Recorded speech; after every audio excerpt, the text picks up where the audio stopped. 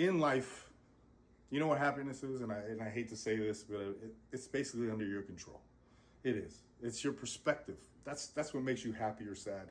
It's are you appreciative of the things that you have, or are you always envying what other people have? Or you always see the things that you want to have instead of appreciating the things that you did? Because you got to remember, where you're at right now is where you're at, and you got to understand is everything you got. You're breathing every day, you're waking up every day, you're doing all these things. And you guys got to learn how to appreciate that. And that's where you find happiness. You find happiness in, just like I said, in appreciating the things you got. And when you're on this journey with me, you guys, some people probably just watch me because you think I'm crazy, or this guy's going through some kind of thing. And I guess I am going through some kind of thing. But the thing is I woke up, and it's time. And if you guys want to call it a midlife crisis, then it's just, it's titles that other people want to give. And I'm all right with that. But hopefully this is the middle of my life, and I got another 50 years to try to spread some happiness and try to stay in shape and try to do that stuff. I hope I have that.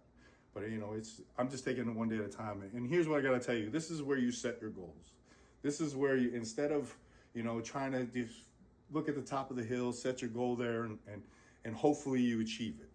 I want your goal to be 1% better the next day. You know what I mean? Like, so today I'm 1% better than I was yesterday. And in any capacity, if I'm a little bit smarter, I read a book, or I learned something, or I met a new person, or I found something inside of me that, there's old habits that keep popping up. And I'm like, whoa, that's how I react to things.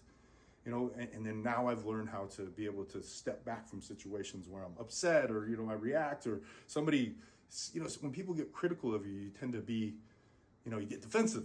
You get like, but if you want to be a true stud, ma'am, if you want to be on top of your game and be unbeatable and have the armor, whatever, you have to be able to take criticism and listen to it instead of reacting, instead of being defensive, because that's our initial reaction to every time somebody's critical of us. We just defend. We defend. But if you want to be just a little bit better, I want you to listen to those criticisms. You know why it affected you so much? Because you believe it a little bit too.